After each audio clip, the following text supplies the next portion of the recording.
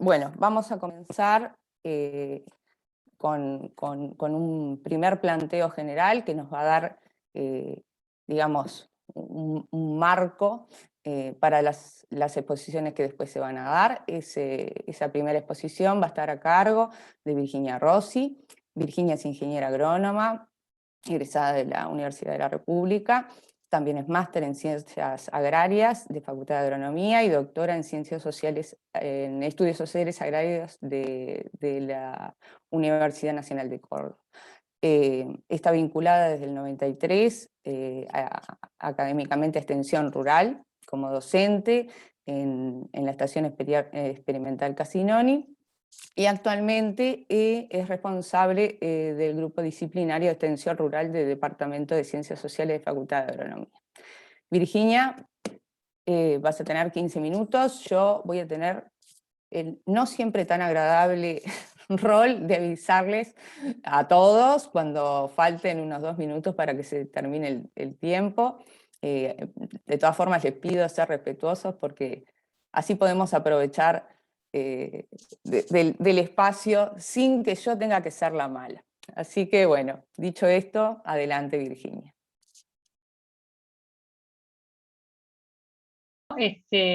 No sé si están viendo la pantalla, ¿se ve bien? Sí, perfecto. Bien. Bueno, bárbaro. Mi idea es hablar rápido y aprovechar los 15 minutos, pero seguramente me vas a tener que interrumpir cuando esté cerquita. Por un lado, queríamos empezar haciendo una propuesta de cómo analizar nuestro trabajo extensionista, recordando un poco cuál es el origen de estos seminarios y cuál es un poco el objetivo de este encuentro. Después, grandes trayectorias teóricas que definen nuestras prácticas en extensión rural y asesoramiento técnico, y algunas claves de lectura que se sugieren para las experiencias que vamos a escuchar hoy, que son todas muy ricas y que nos van a permitir hacer un trabajo en grupos bastante interesante. Bueno, para recordarles entonces los objetivos de nuestros seminarios técnicos desde 2015, que fue cuando con el Plan Agropecuario nos aliamos con la excusa de festejar los 100 años de Comisión Nacional de Fomento Rural. Luego hicimos una serie de eventos en los que mantenemos siempre los mismos objetivos y una dinámica bastante parecida. Nos hemos ido cambiando, como dijo Ana, a distintas partes del Uruguay. Ahí tienen una serie de afiches de los distintos eventos, pero todos tienen como objetivo integrar profesionales extensionistas. En su mayoría es un ámbito nacional, pero siempre lo enriquecemos con invitados extranjeros, sobre todo de Argentina y de Brasil, a veces en calidad de expositores, a veces en calidad de comentaristas. Nos basamos en el aprendizaje de las prácticas. Nuestra intención es crear una comunidad de práctica, una comunidad de extensionistas que discute, que es capaz de poner sus prácticas a disposición de los colegas, sus aprendizajes, y también discutirlos en función de los conceptos teóricos que cada año vamos trayendo, según el ángulo que estemos mirando. Y finalmente, algo no menor, también esto tiene que ver con la profesión. Yo escuchaba con atención lo que decía Carriquiri al comienzo, de la importancia que tiene, por ejemplo, la gremial de los ingenieros agrónomos del Uruguay, porque hay un objetivo ético también en este tipo de trabajo, de reflexionar sobre cómo construimos nosotros nuestra profesión extensionista dentro de lo que es el espectro de los ingenieros agrónomos, con una amplia cantidad de opciones. Bueno, ¿cómo analizamos entonces el trabajo de extensión rural para ver ese camino, esas continuidades y para ver esas emergencias, ¿verdad? Bueno, la propuesta que les traemos es ubicarnos desde el dónde vamos nosotros a tener nuestro qué hacer como profesionales y extensionistas o asesores técnicos, lo que lleva de la mano un aspecto de contexto, ¿verdad? Podrá ser en el territorio, podrá ser a nivel de una región, de una cooperativa, de un establecimiento, pero siempre va a implicar tener en cuenta el contexto donde nosotros vamos a trabajar. Pero por otro lado también, ¿qué es lo que nosotros vamos a hacer? ¿No? ¿Cuáles son los elementos, las ideas que rigen nuestra manera de hacer las cosas? Eso tiene que ver con los referenciales teóricos que hoy vamos a ver que son variados y que condicionan mucho nuestras prácticas. Y eso, de alguna manera, condiciona el dónde y el qué, cómo lo vamos a hacer. Y finalmente, tener en cuenta para qué, ¿no? Hay un aspecto final ahí del para qué de nuestro quehacer. Tomamos como ejemplo un diagrama que nos gustó mucho de dos colegas argentinos, de extensionistas y académicos, Barrientos y Bergamín, que ellos proponen este análisis, este diagrama que nos muestra un poco cómo se relaciona entonces el dónde, como les comentaba, con el qué, el marco referencial, que a su vez se vincula con cómo lo vamos a hacer, ¿no? Según en el contexto que vamos a actuar, qué es lo que nosotros entendemos que es nuestro trabajo de asesoramiento técnico y extensión rural, ahí vamos a poder elegir el cómo. A veces nos equivocamos, empezamos por el cómo y nos confundimos, pero el condicionamiento de todos estos elementos en el trabajo extensionista es muy importante tenerlo en claro, porque bueno, en definitiva, todo ese trabajo termina definiendo que se alcancen esos para qué, esos objetivos que estaban trazados desde el comienzo. Y vamos a ver entonces algunos paradigmas y algunas maneras de hacer la extensión que operan como marcos referenciales de los extensionistas. Entonces ahí le pusimos una cámara de esta Polaroid, pero que intenta reflejar que, bueno, desde cómo entendemos nosotros nuestro trabajo y de cómo se entiende por parte de nuestras instituciones, van a ser diferentes los marcos orientativos de nuestras prácticas. Esos marcos de orientación van a tener que ver con una forma de entender la teoría y la práctica extensionista. En definitiva, no todos vamos a actuar con un mismo modelo de desarrollo. Entonces, aquí lo que tenemos que ver es cuál es la coherencia que hay entre todos estos cuerpos que estamos viendo de ideas. ¿Cuál es la trayectoria convencional? Vamos a tomar elementos de una presentación que han hecho Carlos Alemany, de Argentina, con Sevilla Guzmán, un sociólogo español, sobre lo que ellos entienden que son las trayectorias extensionistas, ¿no? Las convencionales y las alternativas que se pueden encontrar en la historia de la extensión desde fines del siglo XIX, con las primeras teorías extensionistas de los sociólogos norteamericanos, y la impronta en el siglo XX, en la primera década del siglo XX, del desarrollo de distintas organizaciones, institutos, donde lo que se buscaba era llegar a los productores con modelos industriales, digamos, hacia la agricultura, entendiendo que el motor, por eso la locomotora, el motor es siempre comandado por las innovaciones, y que esas innovaciones son de alguna manera innovaciones técnicas. Un modelo tomado desde el modelo industrial de las ciudades, pero llevado al terreno de las actividades agropecuarias.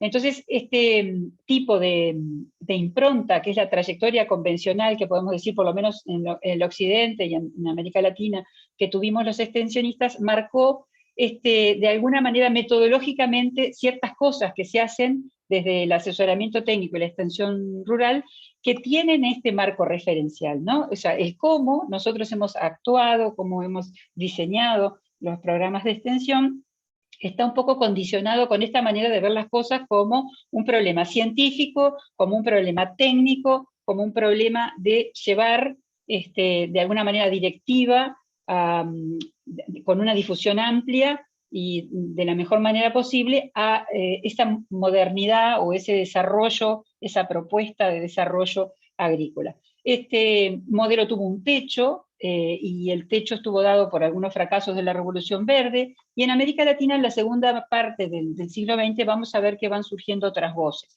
Pero de alguna manera queríamos tener claro esta impronta con la que nacimos todos los que trabajamos en extensión, que tiene que ver con una visión bastante lineal de la transferencia de tecnología, y bueno, uno de los principales referentes teóricos en esto fue Rogers. Creo que todos hemos leído alguna vez alguno de sus manuales y de sus capítulos. Esto es lo que les decía, ¿no? como estos autores que les comentaba de Argentina y de España, contaban que un poco ante el fracaso del modelo homogéneo, ese que veíamos, difusionista, que bajaba y aterrizaba desde arriba hacia abajo, ¿no? Muy top-down, los conocimientos, tuvo unos límites, tuvo fallas, y entonces empieza a ponerse en controversia si es el conocimiento científico y si es la innovación técnica la única necesaria para el desarrollo agrícola. Y sobre todo cuestionada a raíz de, por eso el choque de trenes, ¿no? Por el tema de la sostenibilidad. Aparecen conceptos asociados a la sostenibilidad que ponen en tela de juicio lo que nosotros estábamos haciendo en nuestros países a través de distintas organizaciones, y empiezan otras corrientes teóricas que empiezan a aportar desde América Latina muy fuertemente algunas otras ideas. Surgen otros sociólogos, que no son los norteamericanos, son sociólogos sudamericanos, en particular asociados al pensamiento crítico. Surgen educadores desde la educación popular con muchas ideas que integran lo social, o sea, los problemas sociales también a los problemas técnicos. Y desde la psicología también hay toda una escuela que aporta a la incorporación de los grupos operativos, del trabajo en psicología comunitaria, y que hablar de la comunicación dialógica. ¿Esto qué quiere decir? Que van surgiendo como que distintas trayectorias, alternativas a aquellas difusionistas de transferencia tan únicas, y empiezan a haber otras posturas que empiezan a percolar en nuestras prácticas profesionales, que tienen que ver con este otro aspecto de la extensión, que tiene que ver más con lo educativo. Entonces es visto como una producción social. El conocimiento no es solamente el producto académico científico, ese conocimiento se construye, y hay un énfasis en la educación muy importante, porque también por debajo está la idea muy clara de la capacidad transformadora del trabajo con el otro. Entonces, el otro empieza a verse más como un sujeto de nuestra acción extensionista que como un objeto al que tengo que convencer o persuadir. Ahí empiezan a ponerse en cuestión los saberes, la necesidad de incorporar los saberes de las personas con las que trabajamos, y pasa a ser como que una relación horizontal, que ustedes todos sabrán, en algún momento se habrán encontrado con alguna de las obras de Paulo Freire, que pasó de la pedagogía del oprimido a la pedagogía de la esperanza, con esta idea de un trabajo extensionista que tiene que ser contextual, parecido a lo que hablábamos hoy con aquel ejemplo que le dábamos de Barrientos, un trabajo que implica problematizar, y para problematizar yo también tengo que poner en tela de discusión mis conocimientos con los sujetos involucrados, y el respeto entonces por esos saberes que nos permiten entrar en una confianza, en un diálogo horizontal, para de repente deconstruir muchas cosas, muchos esquemas mentales que nos inhiben a aprender. Empieza a ser clave acá ya no persuadir, la clave empieza a ser ser más, pasa a ser mucho más creativa, mucho más de futuro. Les quería comentar que hace 100 años, y este año estamos festejando el centenario del nacimiento de Paulo Freire, que como ustedes saben era maestro, y pueden encontrar mucho material gratuito ahí en esa página de Claxo, que se las dejo, después se las vamos a hacer llegar. Y otro de los interesantes aportes que surgen en América Latina en ese momento, vienen desde la sociología, y acá quería nombrar nada más que a Orlando Falsborda, pero hay muchos más autores, que le dan una impronta de cómo incorporamos esas otras fuentes de conocimiento que sí son científicos, pero que no son científico-académicos, y que vienen de la construcción conjunta, y ahí empiezan a hablarse de los modelos de investigación-acción. También hay mucho material en la Claxo sobre el pensamiento de este sociólogo tan importante colombiano, pero empieza entonces a entenderse que hay una práctica transformadora cuando nosotros estamos trabajando con el otro, y muchas de estas corrientes se ponen arriba de la mesa ahora que estamos hablando de la transición agroecológica. Para la transición agroecológica no son suficientes los conocimientos científicos académicos de las estaciones experimentales, y es necesario hacer entonces construir procesos de educación y de investigación-acción participativa que ponen estos otros métodos arriba de la mesa en forma combinada a los métodos difusionistas más clásicos o convencionales como los como los comentamos, y empieza a hablarse un poco más de los procesos de coinnovación. Y se empieza a Virginia, rescatar estamos algunas a 2 minutos. Gracias.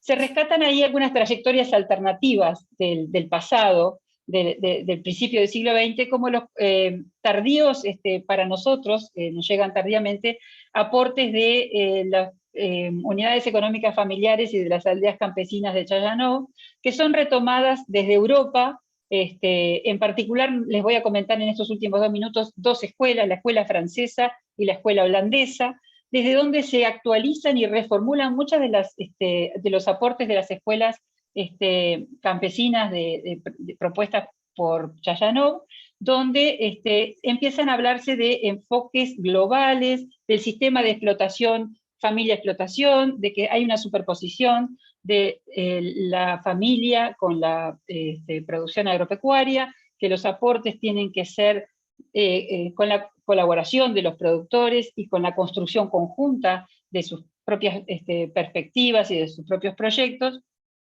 Ahora no hay tiempo, pero bueno, hay muchas teorías como la teoría del comportamiento adaptativo que se ponen sobre la mesa y que hemos tomado mucho en Uruguay, igual que el del sistema familia-explotación. Estos son solo ejemplos de diagramas. Esos métodos empiezan al principio de los años 2000 a ser utilizados por algunos estudiantes franceses que hacen convenio con la EMAC, de la mano de Eduardo Chía, y paralelamente nosotros empezamos a incorporar también en la extensión, a través de distintos convenios, tanto de línea como de la Facultad de Agronomía, con la Escuela de Wageningen. La Escuela de Wageningen también una perspectiva sistémica que integra mucho de las cosas que en los años 60 estos pensamientos alternativos en América Latina habían enriquecido esos enfoques fusionistas, los reformulan, los actualizan, como se hizo en la escuela francesa, y proponen una manera de trabajar las innovaciones en forma conjunta sociotécnica. Ya lo social y lo técnico no está separado, lo técnico no es solo científico,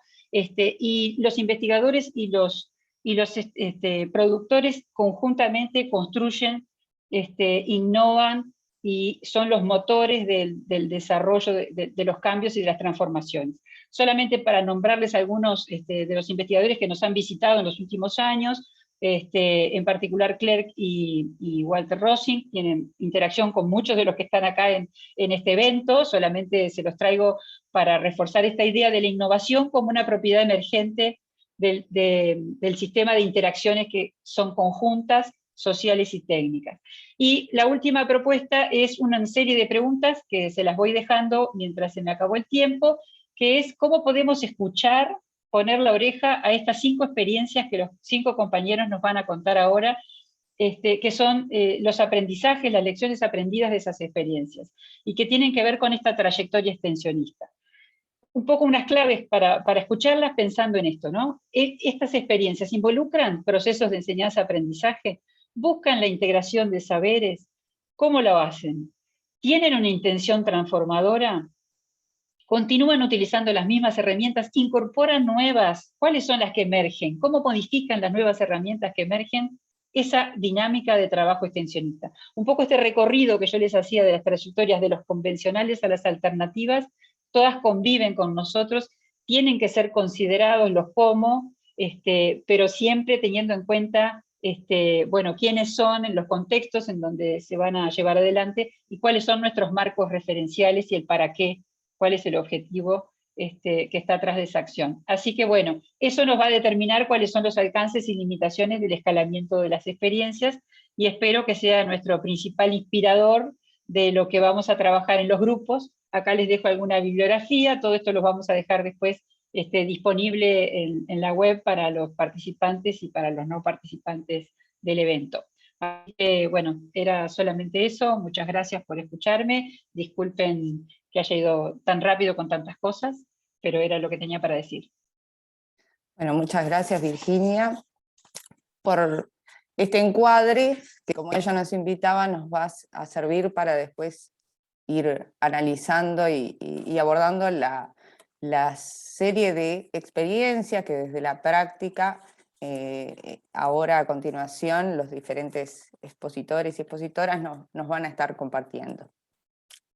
Vamos a empezar ahora con Néstor Merino, ingeniero agrónomo, egresado de Facultad de Agronomía, ingeniero en enología y enólogo graduado en Suiza, máster en viticultura y enología y gestión en una maestría conjunta de Supagro Montpellier y Facultad de Agronomía. Ha sido técnico de la Junta Nacional de la Granja, docente de la Cátedra de Viticultura de Facultad de Agronomía, es asesor privado en empresas vitícolas y vitivinícolas y es asesor del grupo CREA Viticultores Julio Borsani. Él nos va a estar hablando de las continuidades y transformaciones en el asesoramiento técnico del grupo CREA Viticultores Julio Omar Borsani.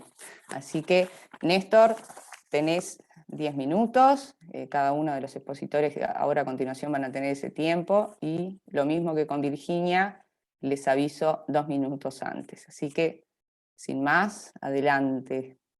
Bueno, buen día, un saludo para todos, un agradecimiento a los organizadores, en especial a Carlos Molina, que fue quien me invitó a participar, y a Irene Viera, quien ha estado en todo el proceso de preparación para este seminario en contacto con los expositores. Como les decía Ana, yo les voy a estar presentando mi experiencia como asesor del Grupo CREA, y yendo un poco más hacia atrás, desde los inicios de este grupo. Como la mayoría de los participantes, salvo Ana, que tiene fuertes arraigos vitícolas, no conocen o están muy poco relacionados al sector vitivinícola, algunas cifras para enmarcar en qué hablamos, en qué trabajamos. El sector vitícola uruguayo hoy tiene en el entorno de 6.000 hectáreas de viñedo, 880 productores que trabajan en unos 1.213 viñedos inscritos en el INAVI. La cosecha del último año fueron 103 millones de kilos de uva, y históricamente la viticultura ha estado relacionado a una estructura productiva meramente de índole familiar.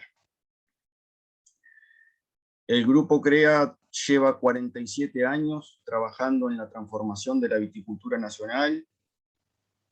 ¿Por qué nace el grupo? En ese momento, en el año 74, le estoy hablando cuando el grupo se crea, un grupo de viticultores que eran un poco líderes en aquel momento, encuentran que hay una brecha tecnológica de décadas con el resto del mundo, un gran atraso productivo en el Uruguay, y de esa manera deciden, conociendo los inicios del movimiento CREA en Uruguay, deciden generar un grupo especializado en la viticultura. Desde los orígenes buscan apoyo y logran fácilmente o rápidamente el apoyo de la Embajada de Francia para comenzar a tener el apoyo de consultores franceses que los ayuden a actualizar sus métodos productivos, sus elementos de producción, y también de forma muy inteligente, desde esos inicios trabajan en una estrecha relación con la Facultad de Agronomía, especialmente con la Cátedra de Viticultura, con el INIA, y desde la creación del INAVI con el Instituto Nacional de Vitivinicultura. Hoy el grupo está integrado por 14 empresas que cultivan 691 hectáreas de viñedo, cosecharon en el último año 13.000 toneladas de uva. La variante entre los predios es muy grande, hay empresas que tienen solo 7 hectáreas de viñedo y otras que alcanzan las 300 hectáreas, o sea que está todo el abanico representado dentro del grupo, y digamos que el factor común que hay entre ellos es un interés por la innovación continua en la viticultura, y con una fuerte impronta en la producción de vinos de calidad. ¿Cuál es la base de trabajo de un grupo CREA, o cuál es la base de trabajo especial de este grupo CREA, y que viene muy de la mano de la charla anterior que nos daba Virginia? Es un poco basarnos en dos tipos de conocimiento: el conocimiento científico, sea tanto nacional como internacional, pero también el conocimiento empírico que el propio grupo, que las propias empresas van produciendo continuamente. Por lo tanto, hay una actividad vitícola y sus prácticas que nos generan lecciones aprendidas cada año, se generan resultados productivos y se observan restricciones.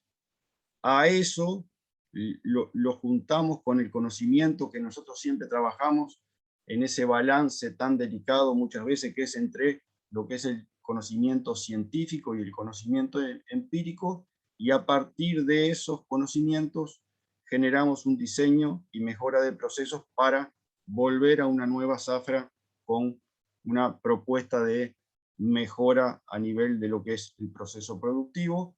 Ahí hay un gran papel del asesor, que es lograr ese balance entre lo que se introduce al sistema como conocimiento científico junto con el conocimiento empírico producido por el productor para que sea aprovechado de la mejor forma. ¿Cuáles son las continuidades que tenemos desde los inicios o cuáles cosas no han cambiado demasiado? Ustedes saben que en un grupo CREA la reunión predial anual de cada empresa es el corazón de la actividad CREA. No es el asesoramiento técnico directo del productor, sino que es la reunión predial anual. Este grupo trabaja en particular en un formato de jornada de asesoramiento de jornada completa, donde se hace una recorrida de campo y una reunión de salón durante la mañana, y en ese instante, en ese tiempo en la mañana, digamos, la figura central es el predio y el productor, y se analizan los temas del predio y el productor, y en la tarde hay una segunda fase donde el grupo trabaja en temas generales, que pueden ser temas de la actualidad o en temas técnicos, donde, por ejemplo, yo puedo estar haciendo una presentación técnica que les esté interesando al grupo en ese momento.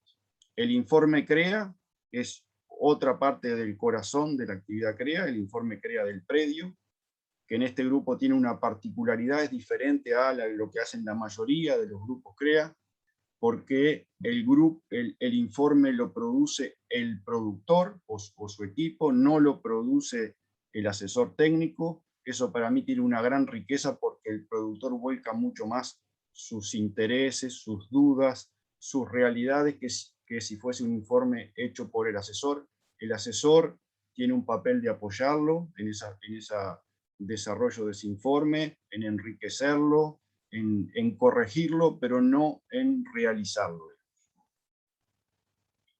Después seguimos teniendo ese trabajo como continuidad en la relación interinstitucional, que siempre la queremos profundizar y que le ponemos siempre mucho énfasis en eso, porque para nosotros es fundamental la retroalimentación que existe. Las consultorías extranjeras, que como yo les comentaba, tenemos desde la creación del grupo CREA, en particular con Francia, con profesores, con investigadores franceses, pero han venido de otros países, de Chile, de Argentina, de Brasil, de Sudáfrica, de Australia, que nos han ayudado muchísimo a poner la viticultura uruguaya al día. Y las giras internacionales que el grupo hace con una frecuencia normalmente de cada 2 años, ahora cortado por la pandemia, pero que ayudan a dos cosas: a ver la realidad productiva en otros lugares, como forma de más fácilmente comprender cuál es la realidad, y por otro lado a darle más cohesión, más sentido de pertenencia a los integrantes del grupo. ¿Cuáles han sido las transformaciones? Creo que hoy en día el grupo tiene 2 ejes de trabajo fundamentales. Uno que venía enriqueciendo desde hace mucho tiempo, que es la gestión económica como base de trabajo, y a partir de hace algunos años una fuerte impronta en lo que es la producción sustentable a nivel productivo. Los cambios en la reunión que hemos tenido y el uso de las tecnologías de la información van a ser algunas cosas que yo les voy a mostrar. Como les decía, la gestión económica como base de Néstor, análisis. disculpa, estamos a 2 minutos. Gracias. Gracias. Como base de análisis para la toma de decisiones, trabajamos fuertemente en lo que es costos de implantación, costos de producción y en márgenes productivos. Ustedes ven ahí que nosotros tenemos una secuencia ya bien larga de muchos indicadores de costos de producción, por ejemplo. La producción sustentable, formamos parte desde los inicios de un FPTA con INIA en producción sustentable vitícola, que participan una serie de instituciones como CREA, como INAVI y la Facultad de Agronomía, etcétera, que piensa o tiene como objetivo tener una certificación sustentable para el año 2022. Estamos muy cerca de obtenerlo.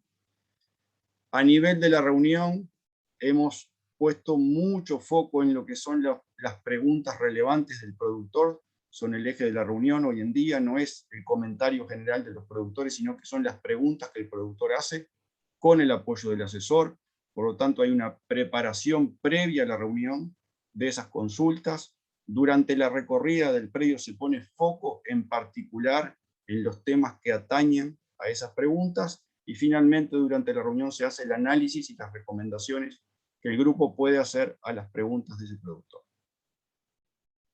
El uso de las tecnologías de la información, digamos que lo que más hemos utilizado en este último tiempo, y gracias a la plataforma, por ejemplo, Zoom, nos ha permitido trabajar en la pandemia, seguir teniendo reuniones, al principio haciendo reuniones incluso de predio, con fotos, con videos, que nos permitían, junto con el informe del predio, poder hacer una reunión virtual.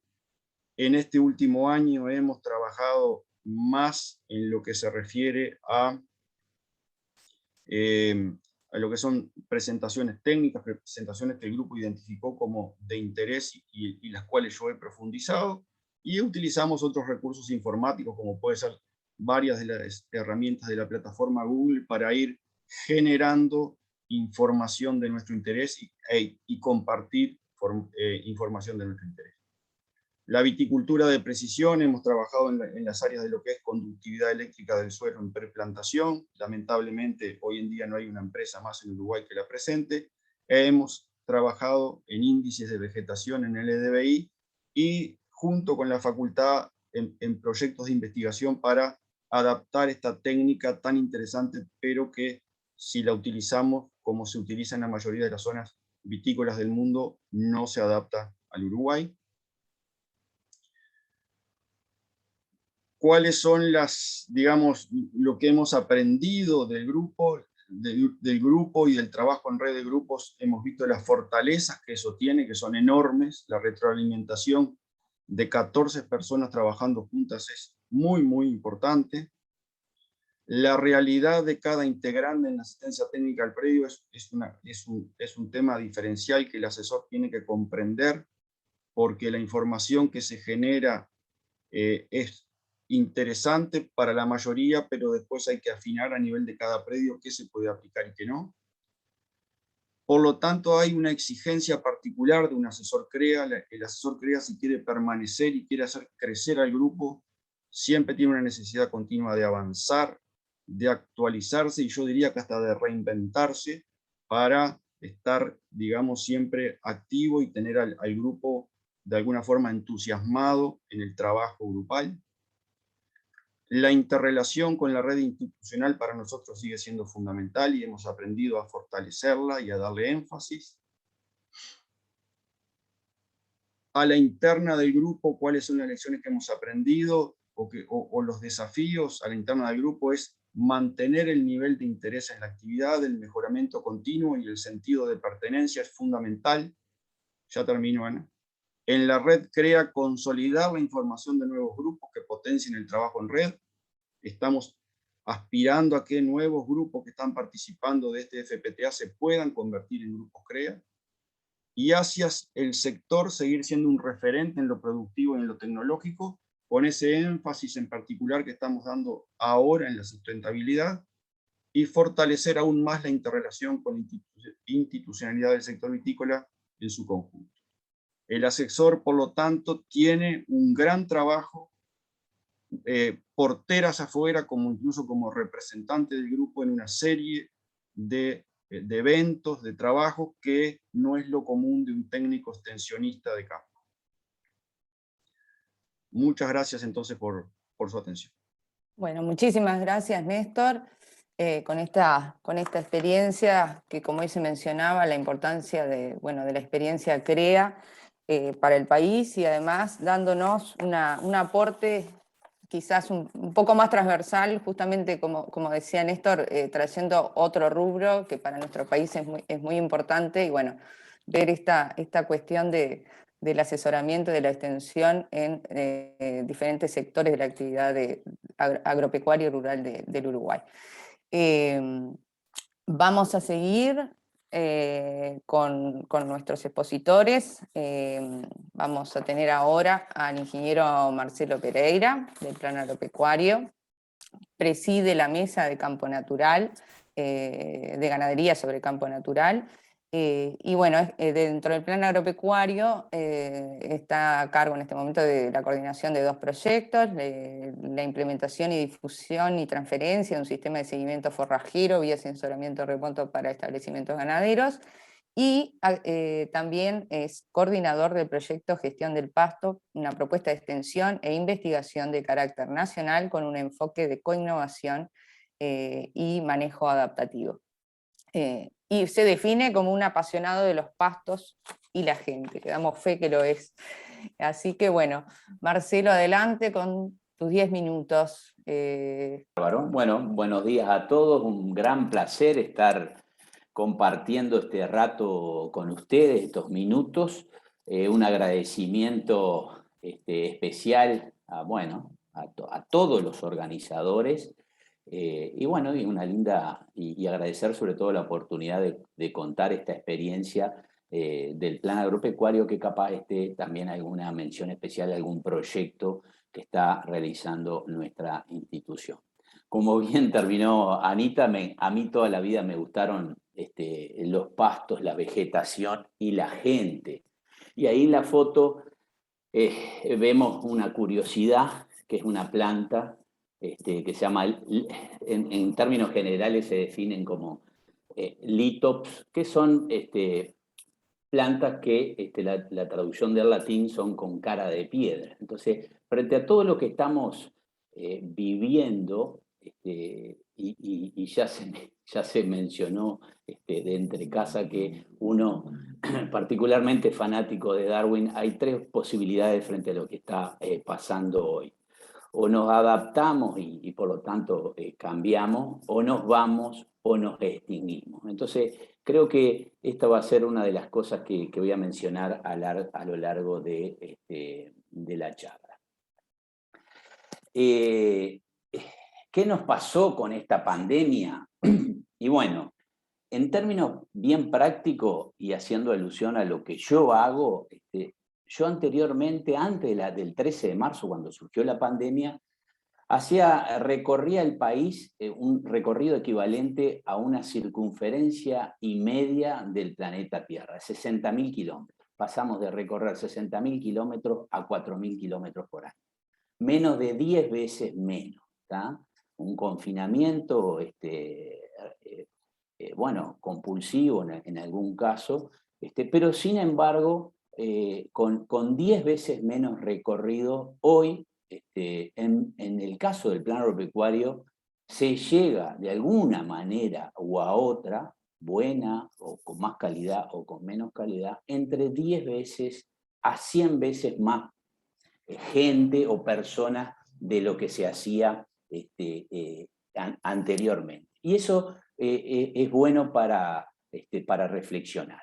¿Cuáles han sido las continuidades y transformaciones de lo que hace el Plan Agropecuario? Y bueno, han aparecido, nosotros hacíamos antes en el orden de 80 cursos presenciales, 230 actividades de extensión, generalmente en el campo, llegando a unas 10.000 personas aproximadamente.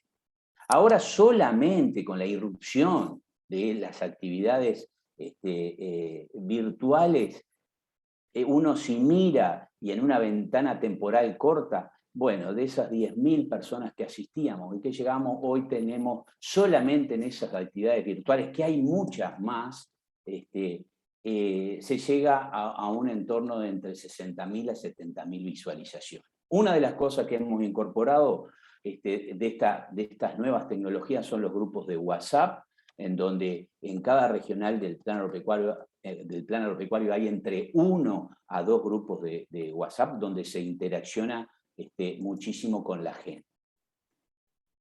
Se incorporó tímidamente el tema de los podcasts, que son mensajes radiales o mensajes orales grabados, es como una radio atemporal, en donde se ha incorporado todo el tema de la habilidad de contar cuentos, de transformar cosas técnicas en historias atractivas y llevaderas por la gente. Se dan 2 charlas semanales técnicas virtuales, en donde en general a las 24 horas se alcanza rápidamente las 1000 visualizaciones. Entramos en un tema que es muy común para la academia, muy común para el sector de negocio y no muy común para cuando trabajamos con productores agropecuarios, que son las mentorías. Es un espacio virtual, pero un espacio cara a cara, en donde se entra en un contacto, entre comillas, íntimo con el mentoreado. Hemos creado algunos aspectos diferentes, la virtualidad es muy contracturada, muy escasa de vida, y hemos hecho tertulias tratando de recrear ambientes descontracturados. Imagínense una buena tomada de mate con un fuego entre medio, esas cosas las hemos hecho. Y ni que hablar la participación en las redes, que es un tema importante cuando uno quiere llegar a la gente. Y también han aparecido cosas muy interesantes para evaluar todo lo que hacemos casi en tiempo real después de cada actividad. ¿Cuáles han sido las lecciones aprendidas de todo este golpe tecnológico que hemos tenido? Por un lado, y hablando de los grupos de WhatsApp, un día me pasa que entro a un grupo de WhatsApp de la Asociación Uruguaya de Ganaderos del Pastizal, donde tienen un foro para tratar el tema de la paja estrelladora con un investigador. Yo lo miraba de afuera y digo, qué actividad preciosa. Ahora, ¿dónde está la extensión ahí?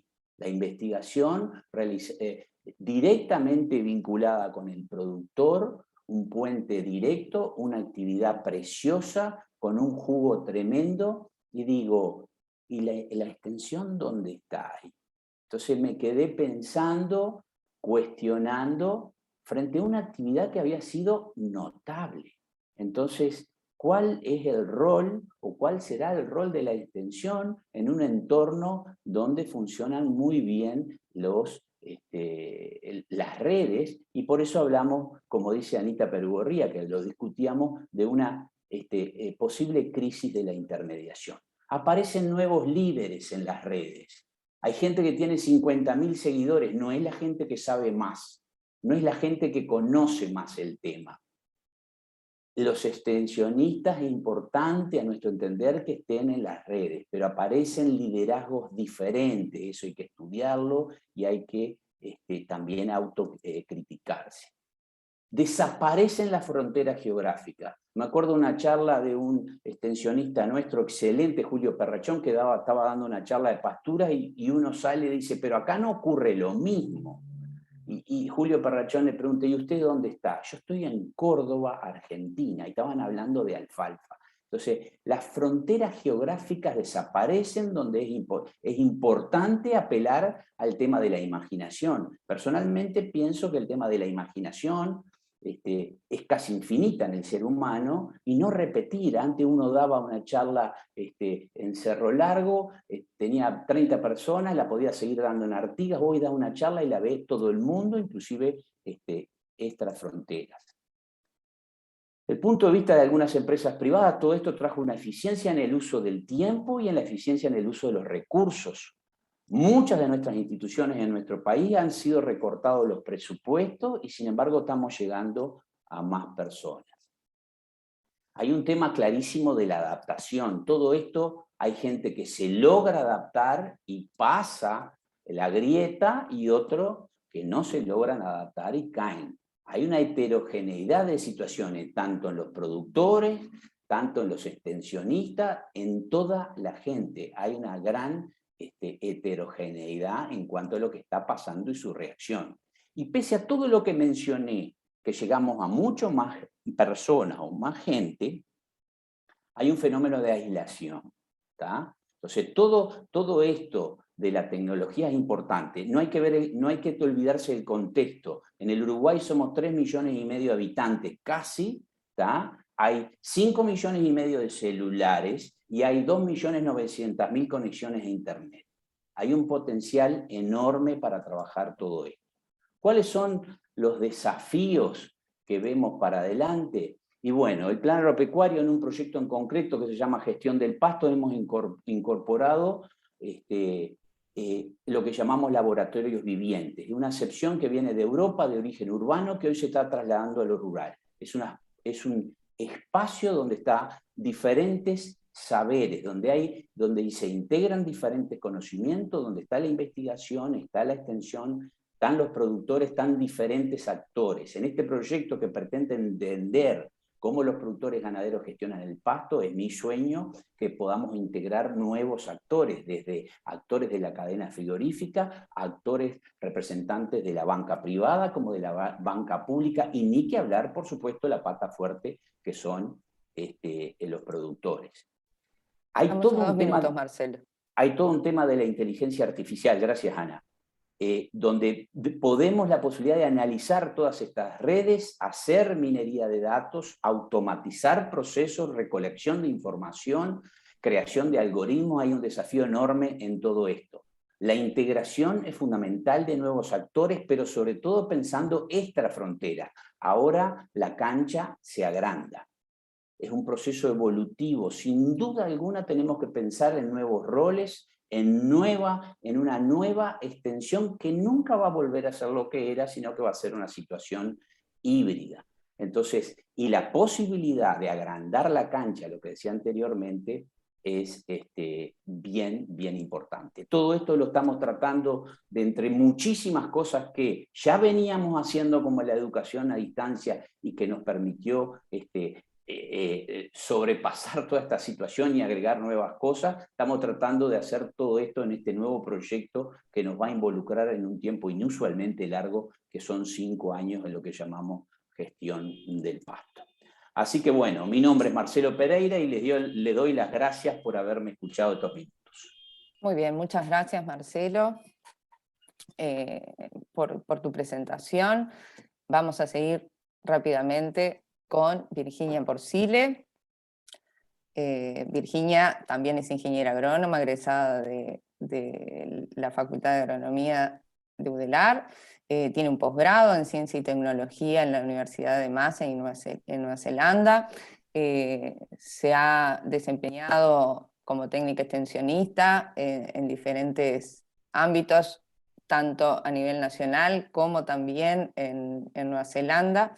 Estuvo a cargo de la coordinación de un proyecto interinstitucional que involucró también instituciones tanto del Uruguay como de Nueva Zelanda. Actualmente es integrante del equipo de comunicación y transferencia de tecnologías de INEA Tacuarembó como técnica sectorial, y también, y muy importante sin duda, se define como madre de 3 hijos, hija, esposa y trabajadora a tiempo completo, y ella nos va a estar compartiendo su experiencia justamente como técnica sectorial.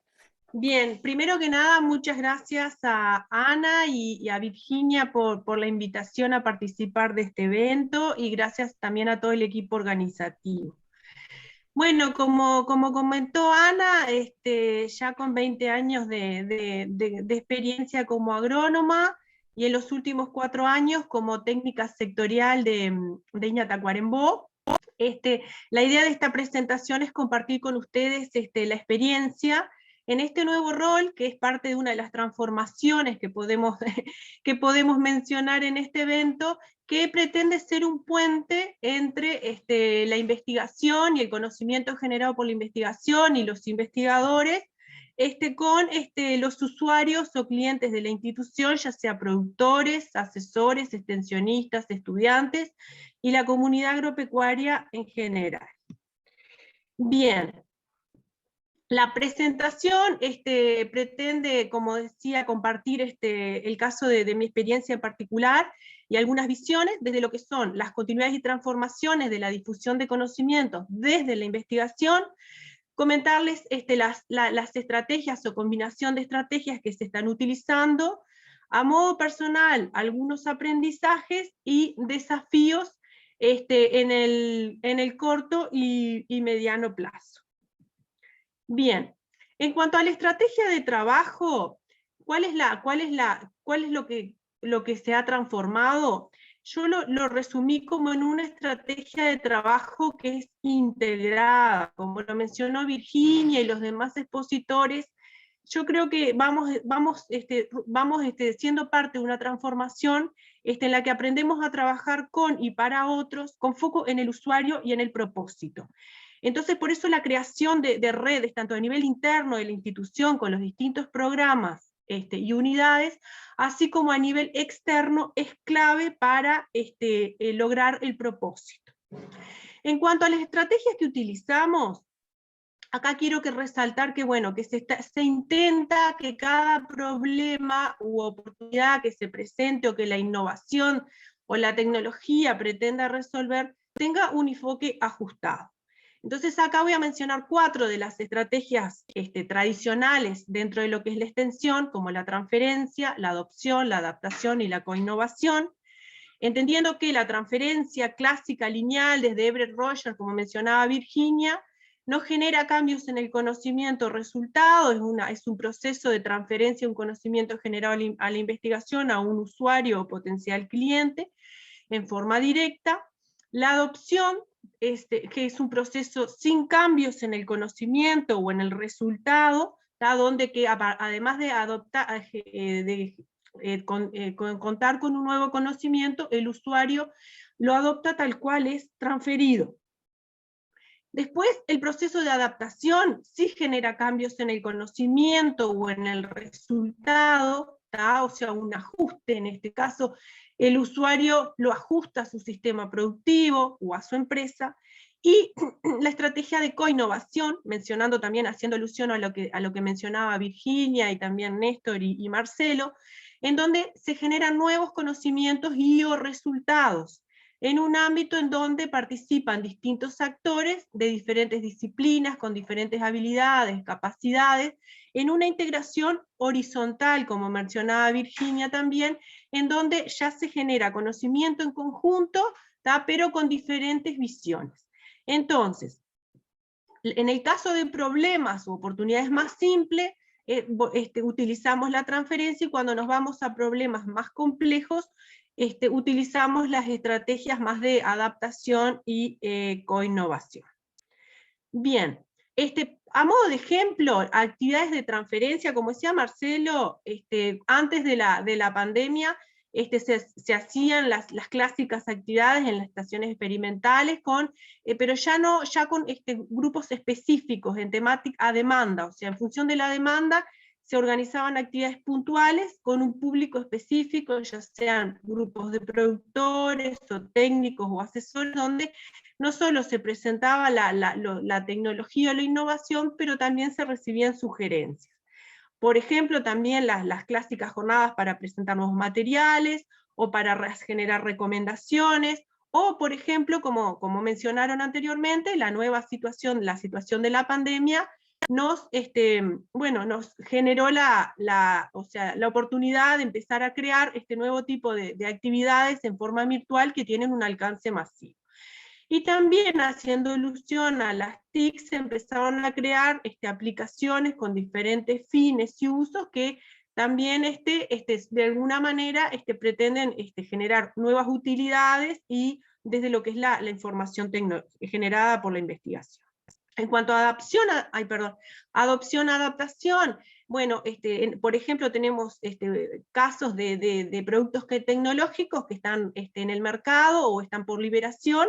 En muchos casos se desarrolla una fase intermedia, digamos, donde la tecnología, el producto tecnológico, como este caso semillas, se les da a probar a productores según su sistema y según sus objetivos o necesidades, productores vinculados con grupos, con asesores, con extensionistas, los prueban, los evalúan, intercambian con los investigadores, y ellos mismos son quienes posteriormente difunden esos conocimientos a sus pares.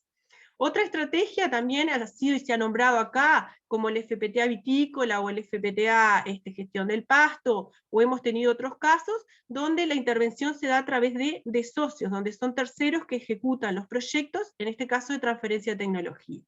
Y una de las grandes estrategias que hemos puesto foco en los últimos años es esa integración horizontal entre productores, investigadores y extensionistas que genera una retroalimentación, se genera conocimiento en conjunto, se atienden problemas en particular o se evalúan oportunidades, en donde no solo se genera también una retroalimentación hacia la investigación, y también la integración con empresas comerciales, sobre todo aquellas que comercializan productos generados por la investigación, donde se generan estas instancias. En cuanto a emergentes, a veces surgen cuestiones por diferentes razones, por ejemplo, invasión de plagas, en donde bueno, se organiza un equipo de investigación que interactúa con el técnico local, extensionista y con los productores, y se buscan o se prueban distintas alternativas. Y también estrategias, de alguna manera, a veces no toda la información está, no todas las soluciones salen de la investigación, a veces hay cuestiones emergentes también, o oportunidades que surgen desde los productores, y bueno, los investigadores también, y extensionistas, se acoplan, digamos, para generar nuevas estrategias, como es el caso, por ejemplo, del manejo de canutillo, que está bastante promocionado últimamente. En cuanto a los aprendizajes de esta estrategia, quiero hacer énfasis capaz que en 7 puntos. Primero, que el trabajo tanto del extensionista como del técnico sectorial es un trabajo en red, tanto a la interna de la institución como a la externa. La creación y fortalecimiento de vínculo es clave para lograr el propósito. Ese trabajo necesita de una metodología, o sea, no toda la metodología o las estrategias sirven para todo, y ahí viene lo del impacto, que tiene que estar vinculado al propósito, al fin o al impacto que se quiere lograr, o la resolución de problemas, como mencionábamos antes, y en función de eso aplicar la metodología más ajustada. Si bien en niño hoy en día hay coexistencia y a veces solapamiento de varios enfoques. Asociado al trabajo en red, la identificación de los actores de la región es clave, por lo que mencionábamos antes, una para el escalamiento de las propuestas y otro para la retroalimentación a la institución en cuanto a demandas o problemáticas emergentes. Hay que estar atento a la demanda y a la oferta en un contexto cambiante de clima, de precios, de mercados, de percepciones. Es importante estar atento a la demanda. Y en cuanto a la oferta de productos Ciña, hay también un proceso, o sea, de madurez y disponibilidad. O sea, los productos tecnológicos llevan un proceso de generación, pero también necesitan un proceso en algunos casos de validación y prueba a nivel de campo, situaciones comerciales, que hacen a la estrategia, y también la disponibilidad. A veces hay innovaciones tecnológicas, por ejemplo, semillas, que ya están listas para ser utilizadas, digamos, y bueno, a veces hay limitante en cuanto a la disponibilidad, que eso hay que tener en cuenta a la hora de promocionar o promover algunos productos. Y obviamente, 2 minutos, Virginia. Bien, ya estoy terminando. Obviamente, como es un trabajo entre personas, la buena voluntad y la disposición es clave como humanos para tener éxito y para cumplir los propósitos establecidos. En cuanto a los desafíos, y bueno, creo que acá Marcelo Pereira hablaba de que hay 5,5 millones de celulares en Uruguay.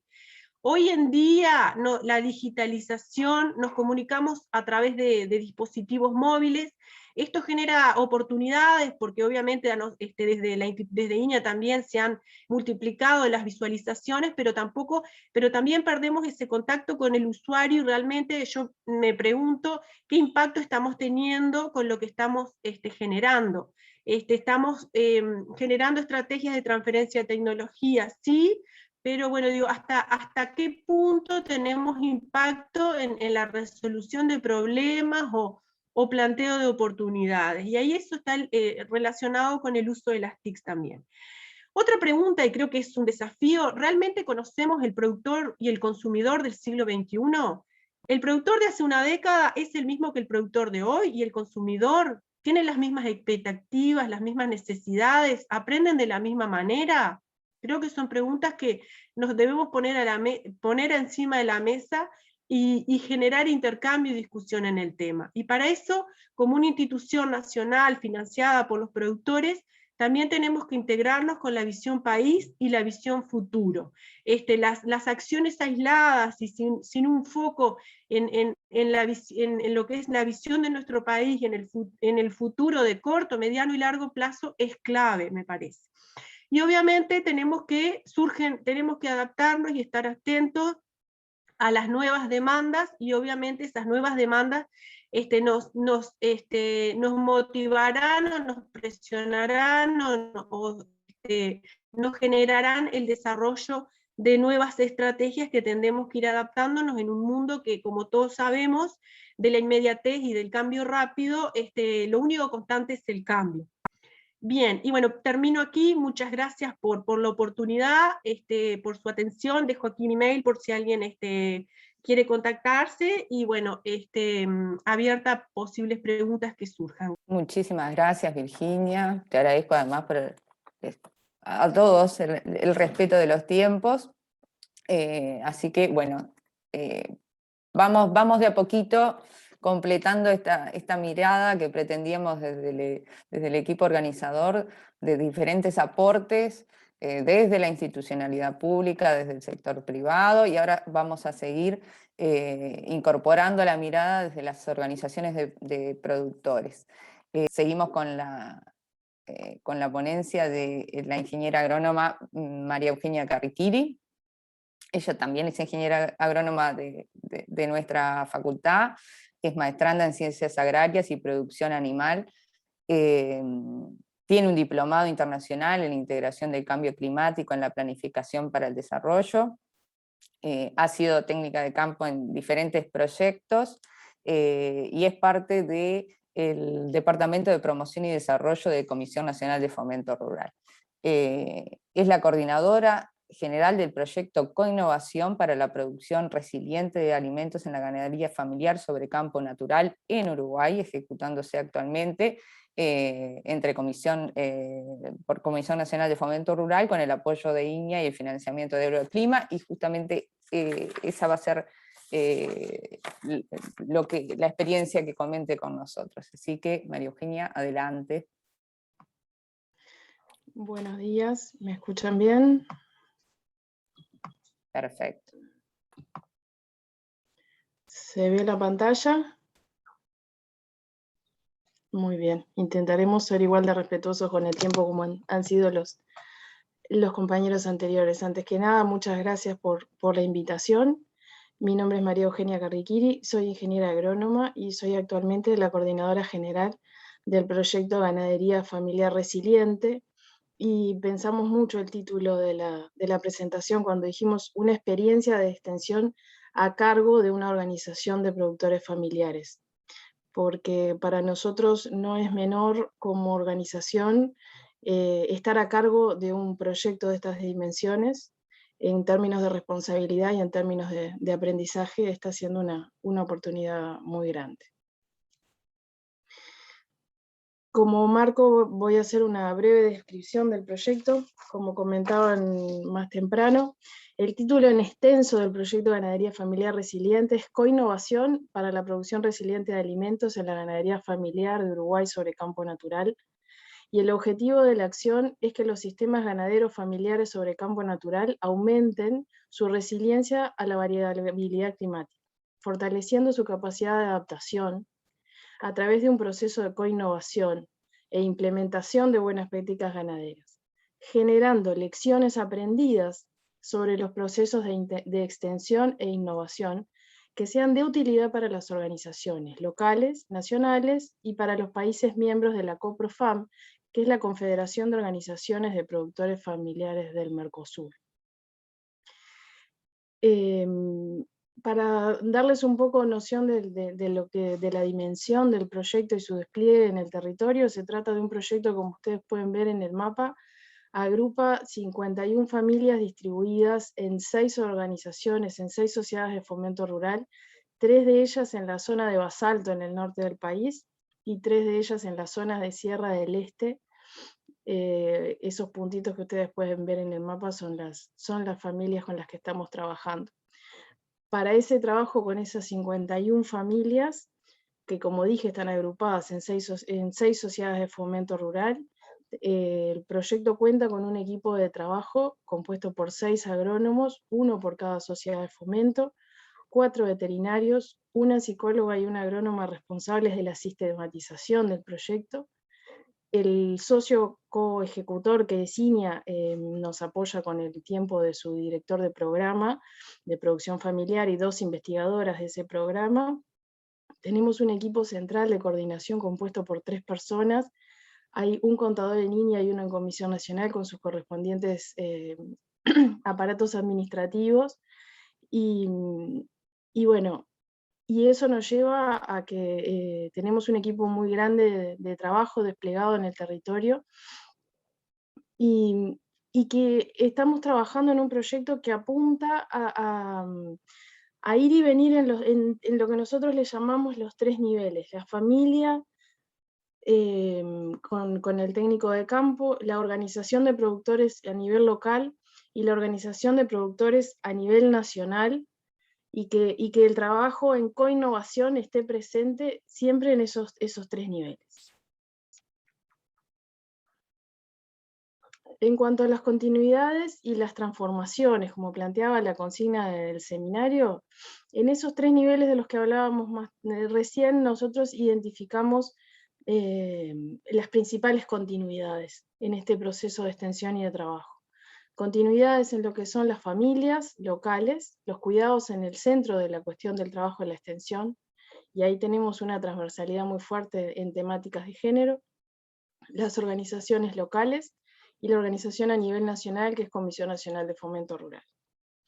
Esos niveles presentan continuidades porque están más allá, vienen desde antes de los proyectos de extensión y continúan presentes en el territorio después de que los proyectos de extensión se terminan o cambian de enfoque, cambian de metodología, cambian de fuente de financiamiento. Sin embargo, las familias, las organizaciones locales y la organización nacional continúan, siguen adelante y van incorporando. Por eso para nosotros es tan importante en este proyecto el fortalecimiento de capacidades. Van incorporando capacidades de gestión, capacidades de ejecución, capacidad de pensamiento crítico a la hora de seleccionar las propuestas, como comentaban también más temprano. Van acumulando en la formación de sus cuadros técnicos, de sus técnicos de referencia a nivel local. Las familias van aprendiendo a trabajar con asistencia técnica, a trabajar con registros, a trabajar en comunicación con su organización, y Comisión Nacional va aprendiendo de todas esas interacciones, cómo facilitarlas, cómo articularlas mejor, cómo tener mayor capacidad de propuesta, tanto hacia sus organizaciones de base como hacia la institucionalidad pública. Y ahí ya voy pasando un poco a lo que son los emergentes y las transformaciones de lo que ha venido siendo este proceso que está en ejecución actualmente y que viene siendo muy rico. El enfoque de coinnovación, no voy a profundizar mucho ahora porque no es el foco del día de hoy, pero ustedes saben que está compuesto por lo que nosotros le llamamos los 3 círculos o los 3 dominios: el aprendizaje social, el monitoreo dinámico de proyectos y el enfoque de sistemas. Particularmente en este proyecto estamos trabajando los 3, pero en lo que tiene que ver con aprendizaje social de los procesos de extensión, estamos teniendo un proceso muy rico que tiene que ver con la sistematización y la reflexión. En ese proceso de sistematizar mientras estamos ejecutando y de ir y venir entre lo que nos proponemos, lo que estamos queriendo hacer, lo que estamos logrando hacer en la realidad, si hay o no hay distancia. En algunos casos estamos incluso mejor de lo que nos imaginamos, en otros estamos corriéndola un poco más de atrás, y entonces ¿cómo hacemos? ¿Qué herramientas buscamos? ¿Cómo nos reordenamos para seguir avanzando? Y en ese proceso todos aprendemos. reflexionamos mucho en el equipo que muchas veces el foco del análisis del aprendizaje social en estos proyectos tiene que ver con el aprendizaje a nivel de la familia, y para nosotros ese aprendizaje es clave, pero estamos apostando a ampliar un poco lo que nosotros le llamamos el círculo concéntrico del aprendizaje, es decir, se están dando procesos de aprendizaje social en la familia, en su dinámica interna y en su trabajo con su técnico de campo de referencia y el veterinario, pero también se dan procesos de aprendizaje social del equipo técnico del proyecto, de los equipos de campo con el equipo central, de los equipos técnicos en su trabajo con las directivas, en la articulación que tiene necesariamente que hacer una organización de productores con toda la institucionalidad local y nacional. Entonces, estamos haciendo un foco muy, muy, muy fuerte y estamos aprendiendo también mucho sobre todos estos procesos de aprendizaje social y las dinámicas que se ponen en juego a la hora de aprender, las dinámicas que los adultos ponemos en juego a la hora de aprender, las resistencias que nos implican, la necesidad de los tiempos, la multiplicidad de dimensiones que tiene ese proceso de aprendizaje, la necesidad de la interdisciplina, los distintos lenguajes. Tenemos necesariamente que ir, para poder aprender cosas nuevas, ir dando de baja algunas cosas, y todo ese proceso lo venimos sistematizando y está siendo un emergente muy interesante del proyecto. Cuando Ana prende la cámara es porque quedan 2 minutos, ¿no? Bien. Perfecto. Gracias. Ya voy. Lecciones aprendidas, necesitaría 1 hora entera y los aburriría un montón si les cuento todo lo que hemos aprendido, pero traté de hacer un poco una prioridad que tuviera que ver con el planteo de hoy, y quería comentar que estos cuatro aspectos, digamos, hacerse cargo de este proyecto ha generado aprendizajes a distintos niveles y en distintas áreas, ¿no? Ha generado para Comisión Nacional e INIA y para nuestras 6 sociedades de fomento en lo local aprendizajes organizativos. Nosotros, por ejemplo, cuando invitamos a las organizaciones a participar, hicimos el proceso de selección, les planteamos que necesitábamos que propusieran lo que nosotros les llamábamos un paquete, que era una lista de productores que la organización avalaba para participar y un agrónomo de referencia, y también que nos contaran el por qué su interés en participar. Eso que nos puede sonar a quienes estamos en la dinámica de proyectos como una cosa muy básica, fue un desafío para las organizaciones, y generó todo un proceso de aprendizaje que además se dio en el marco de la pandemia. Tuvieron las directivas que estaban organizadas en participar que convocar usando distintas herramientas a distancia. Invitar a las personas fue todo un desafío, motivarlas, elegir un agrónomo. Nosotros apostamos en esto del fortalecimiento local a que los fomentos se postularon con un técnico de la localidad que capitalizara después para la organización todo este proceso de aprendizaje. Y eso fue en sí mismo un proceso de aprendizaje para las organizaciones, la gestión del proyecto, los procesos participativos. A veces desde las organizaciones reclamamos espacios de participación, y después cuando somos nosotros quienes estamos ejecutando, nos comen los tiempos y caemos en cosas que no nos gusta que nos hagan, como que no me dio el tiempo de dar mayor participación a la directiva en la planificación de una actividad, que no me dio el tiempo de consultar para que la propuesta esté mejor adaptada a las necesidades de cada fomento. Hay fomentos muy heterogéneas, que es interesantísimo, pero que por momentos, eso lo tendría que haber agregado, la gestión de la heterogeneidad que implica cuando trabajamos con este enfoque. Es muy rico, pero implica la contracara de los tiempos y de la capacidad de adaptación que tiene que ver con los objetivos de este proyecto. Y finalmente los desafíos, también la lista era mucho más larga, créanme que la resumí. Para nosotros un producto muy importante esperado de este proyecto es que el aprendizaje fortalezca la capacidad de Comisión Nacional de Fomento Rural de proponer propuestas de proponer políticas públicas diferenciadas para la producción familiar. No solo aquello de pedir o reclamar determinadas líneas de trabajo desde la institucionalidad pública, sino tener una capacidad de propuesta. Para eso hemos hecho un gran esfuerzo de articulación institucional, desde Comisión e INIA, tanto con el Ministerio, Plan Agropecuario, cooperación internacional, pero para nosotros es un desafío clave. El financiamiento de este tipo de propuestas, esta metodología es una metodología de alto costo, implica yo no profundicé en eso, pero las familias son visitadas todos los meses por un agrónomo, ese agrónomo coordina con un veterinario que atiende situaciones más puntuales.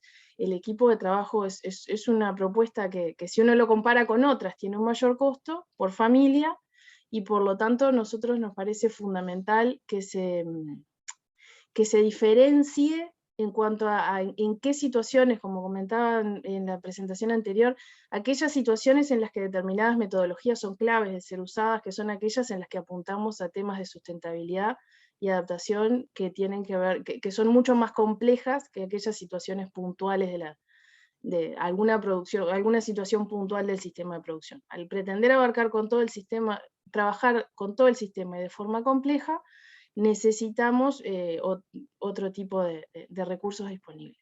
Y otro desafío para el escalamiento de este tipo de experiencias en el uso de la metodología de coinnovación es la formación técnica. Hablaban al principio en la apertura del seminario de la necesidad de formación para la extensión, de las dificultades que tenemos, de que a veces no salimos de facultad con muchas herramientas en este sentido, nos vamos formando después en la práctica, y ese es un desafío si pretendemos escalar este tipo de experiencias. Bueno, muchas gracias. Muchísimas gracias, María.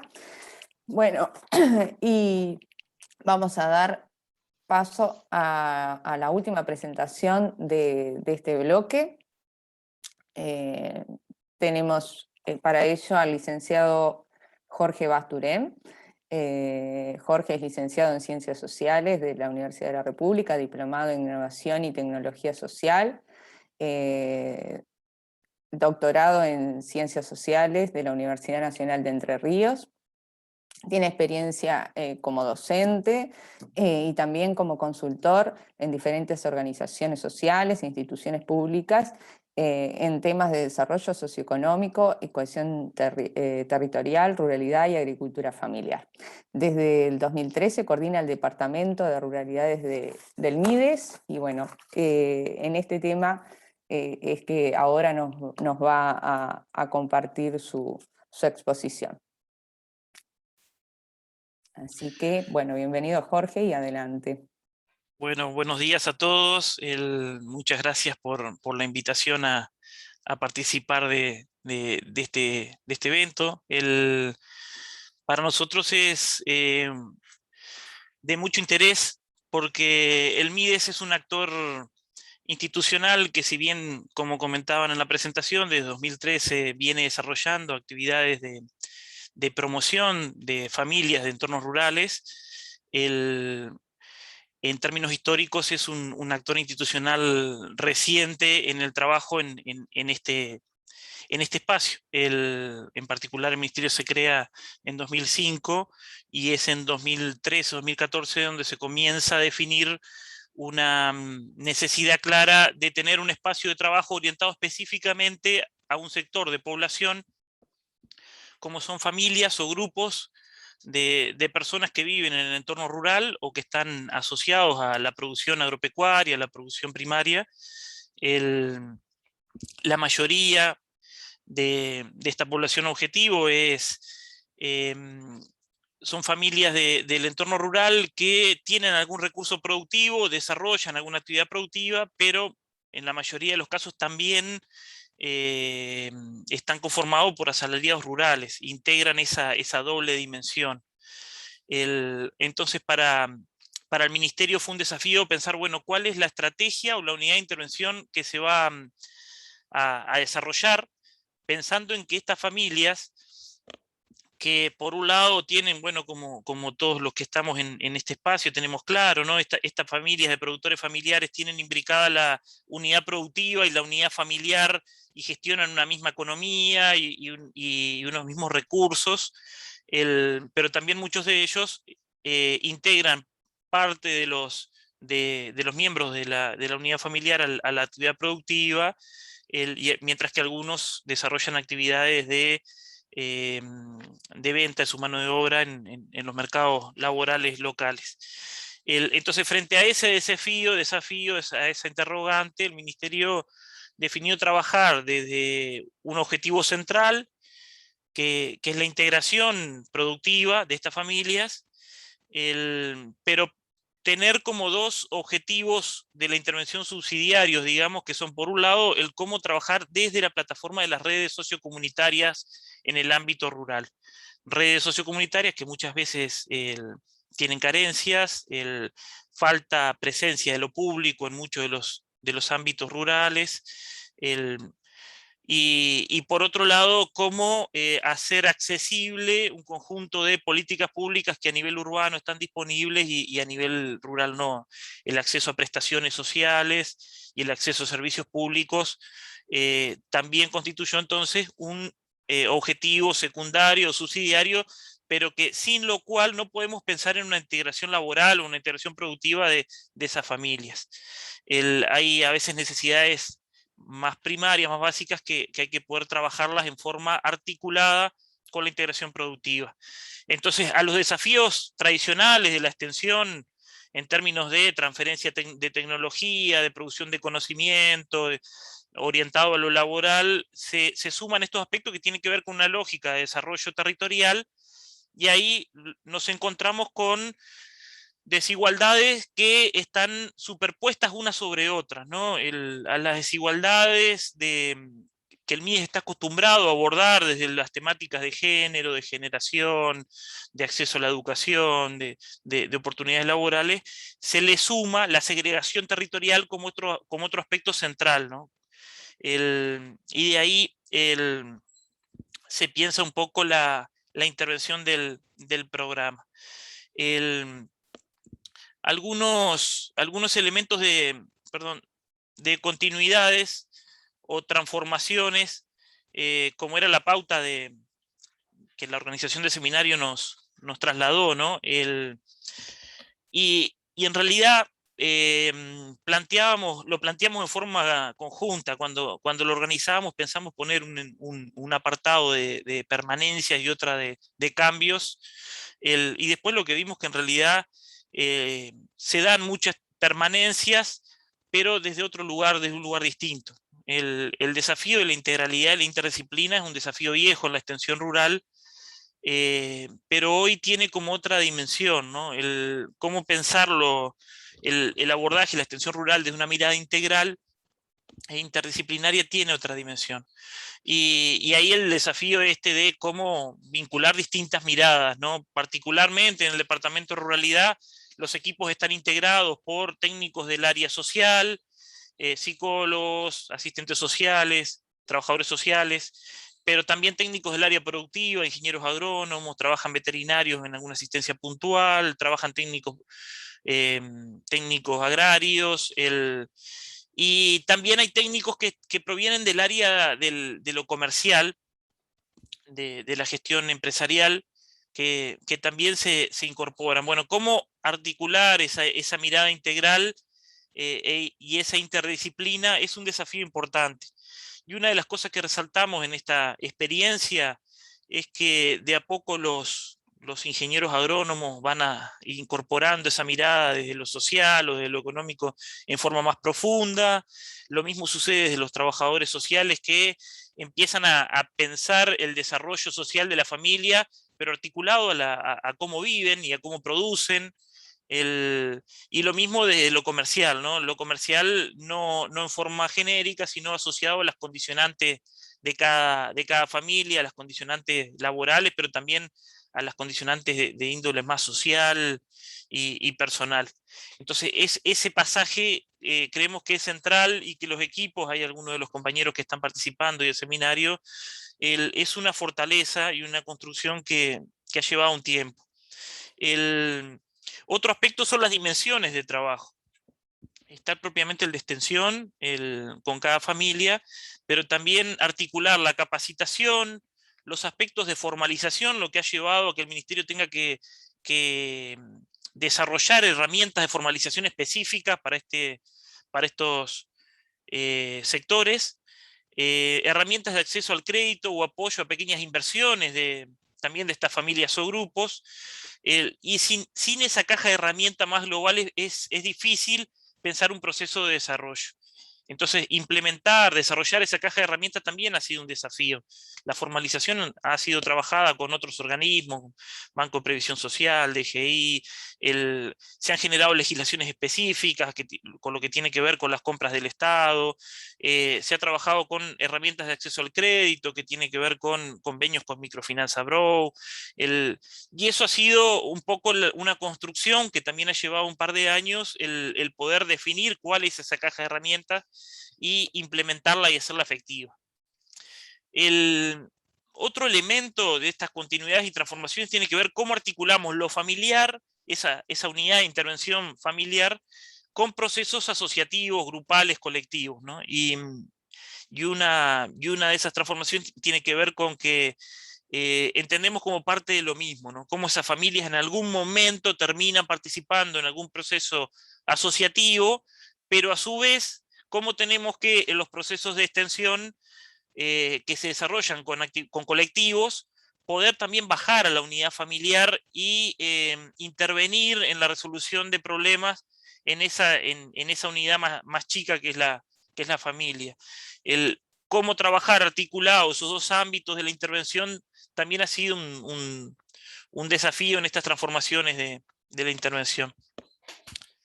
El otro punto es la interinstitucionalidad, que también es algo de las continuidades, de lo permanente, pero a su vez que también ha sufrido transformaciones, ¿no? Y el MIDES en particular, trabajando en estos ámbitos, es una transformación en sí. O sea, un ministerio que tiene un cometido asociado al desarrollo social, cómo interactúa con actividades que tienen que ver con instituciones, perdón, que tienen que ver con lo agropecuario. Y construir esos espacios de trabajo o integrarnos a espacios que ya existían, también ha sido parte de continuidades, pero también de transformaciones. Y hoy el MIDES tiene convenios con varias de estas instituciones, ¿no? que se mencionan, con Ministerio de Ganadería, con INIA, con Plan Agropecuario, MEVIR, colonización, con muchas intendencias del país, con la Agencia Reguladora de Compras del Estado, pero también con agencias de índole internacional y actores privados. Bueno, recién presentaban de Comisión Nacional, estamos en este momento ejecutando un convenio. Esa construcción también tiene que ver con estos procesos. Jorge, Algunas, a 2 sí, minutos. a contrarreloj. Algunas lecciones aprendidas también son muchas, pero hacemos una síntesis. Las estrategias de proximidad como parte de la intervención. Bueno, cómo lograr escalar el alcance del trabajo y estar llegando a los objetivos de población que se traza el ministerio sin perder la proximidad en la intervención. Bueno, esa es una de las lecciones aprendidas, de que si perdemos esa proximidad con la familia o con el grupo, por más estrategias innovadoras y de incorporación de tecnología, es difícil de sostener esa relación de confianza y desarrollo. Lo otro es cómo sostener espacios de construcción de conocimiento con las familias y con los grupos, siempre apelando a las identidades locales. Lo que vimos es que no hay un departamento de ruralidad que trabaje igual en todo el país, sino que en cada región, con los equipos técnicos que existen, con los recursos que hay y con las identidades de la producción, hay una especificidad del trabajo. Acordar metas con la población desde diferentes dimensiones, y esto, ¿no? Cómo vincular lo social, lo productivo, la formación, es un desafío muy importante.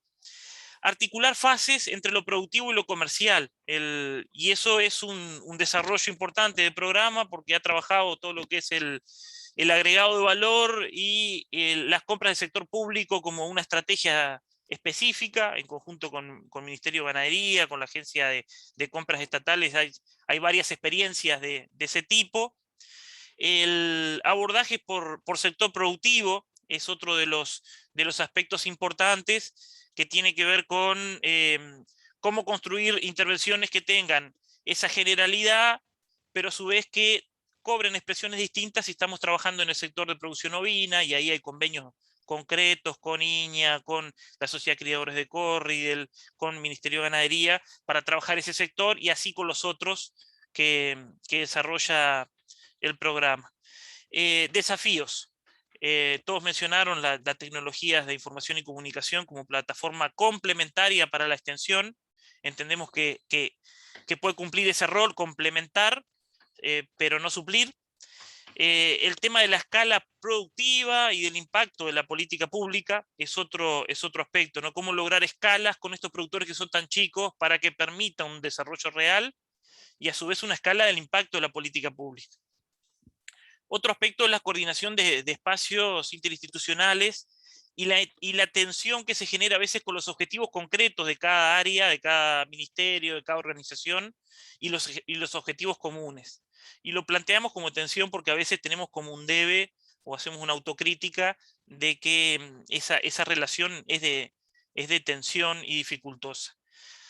Y por último, para tratar de respetar los tiempos en esta contrarreloj, el desarrollo territorial desde lo integral, ¿no? Ahí en el collage de fotografías vemos a productores incorporando lo logístico en sus procesos productivos, haciendo entregas a servicios de alimentación que el MIDES tiene implementado a lo largo y ancho de todo el país, la articulación con el Instituto Nacional de Alimentación, y cómo vincular la producción, la comercialización, el consumo de los alimentos y la educación y sensibilización en todo ese proceso. Y ahí en una fotito por ahí arriba vemos a niños de servicios de alimentación que atiende el MIDES visitando a horticultores, haciendo ese nexo entre el consumo, el destino final de los servicios del MIDES con el trabajo con productores y la extensión rural. Eso creemos que es un desafío importante, pensarlo lógica de desarrollo territorial, y ahí hay como muchos actores vinculados en toda esa cadena, ¿no? Tomo aire y por ahí les agradezco el tiempo, creo que respeté bastante los 10 minutos y gracias por el espacio. Bueno, muchísimas gracias a ti. Sabemos que no es fácil esto que les estamos pidiendo, porque todas las experiencias son ricas, implican mucho tiempo de trabajo, mucha riqueza en los diferentes involucrados, y sabemos que 10 minutos siempre es poco, pero bueno. Para terminar este bloque tenemos el placer de recibir una colega de Argentina, que va a hacer el comentario general de todas estas experiencias compartidas, así que vamos a tener la presencia de la ingeniera agrónoma Mónica de Nicola. Mónica es ingeniera, como les decía, ingeniera agrónoma, es magíster en estudios rurales sociales en Flaxo, especialista en planificación regional, es docente de extensión rural en la Facultad de Ciencias Agrarias y a su vez investigadora de Secretaría y Ciencia Técnica, todo ello en la Universidad Nacional de Rosario. También se ha dedicado a la actividad privada. Y bueno, a ver, Mónica, si estás por allí. Tenés 15 minutos, el desafío de en 15 minutos comentarnos todo esto que hemos escuchado. Muchas gracias. Gracias, Ana. Bueno, buenos días a todos. Quería agradecer, la invitación.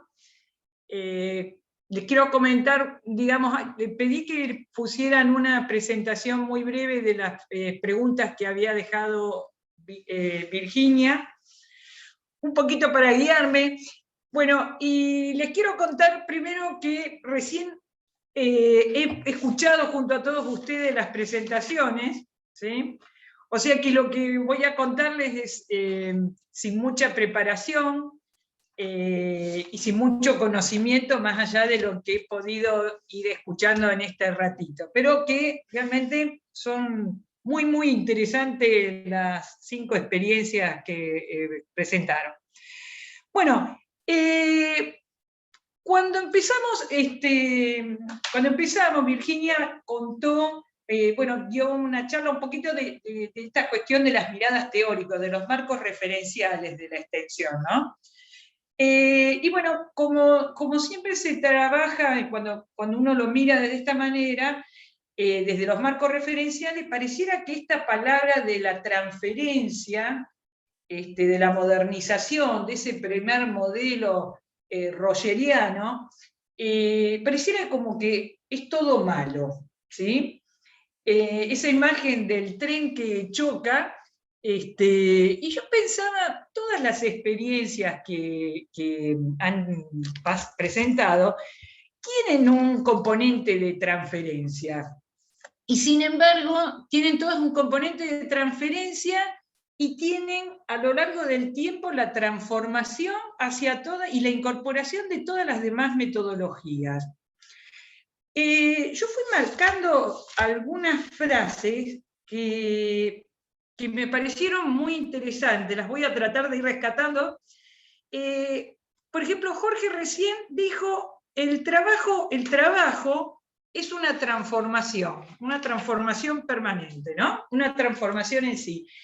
Y esta primera pregunta, que habla de procesos de enseñanza-aprendizaje entre los participantes, que digamos, muy propia de lo que sería más este enfoque de la extensión, más desde la mirada crítica, ustedes todos tienen como una diversidad y una hibridación de procesos de enseñanza-aprendizaje. Sigue habiendo en casi todos, digamos, el uso de la transferencia, o procesos de enseñanza-aprendizaje, o metodologías donde ustedes usan este tipo de metodología, de transferir, y sin embargo van transformando permanentemente el trabajo y van incorporando el enfoque de territorio, empiezan a hablar de estos diálogos, del conocimiento del otro. Por ejemplo, la experiencia de CREA. Yo pensaba, la experiencia de CREA, como tal dijo, 47 años en el medio, ¿no? Empieza en el momento clave de lo que es la transferencia de conocimiento. Sin embargo, al día de este momento, empezamos a hablar de una innovación continua. En el momento de Rogers se hablaba de la innovación como la innovación técnica generada desde el conocimiento científico, ¿sí? Pero CREA trabaja del mismo modelo como grupo y generando esa coinnovación desde hace muchísimo tiempo. Entonces, es como que me parece que lo que tendríamos que empezar es amigarnos un poquito más con ese modelo que tuvo para mí muchos frutos y que se fue transformando e incorporando nuevas miradas y los nuevos enfoques, y siguen persistiendo y coexistiendo sin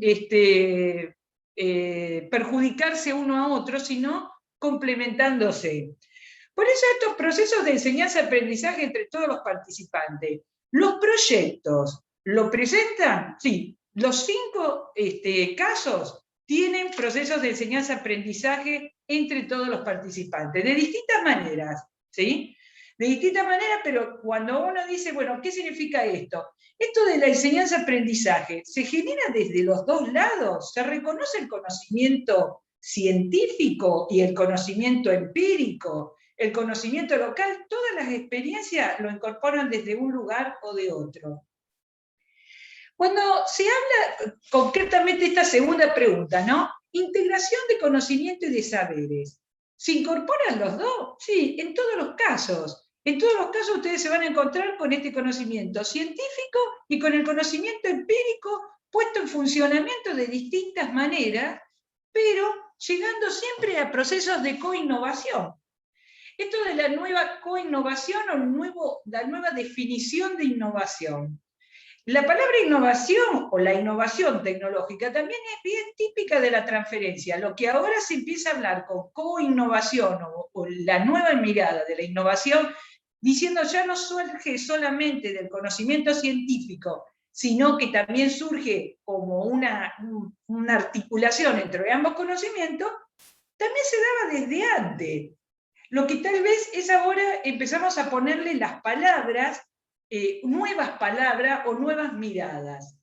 Pero todos los proyectos hacen esta articulación de conocimientos, ¿sí? Y generan, ya sea como planteó una de las compañeras, a través de la adaptación o a través de la adopción, van modificando la innovación y van incorporando también el conocimiento más local o el conocimiento del productor.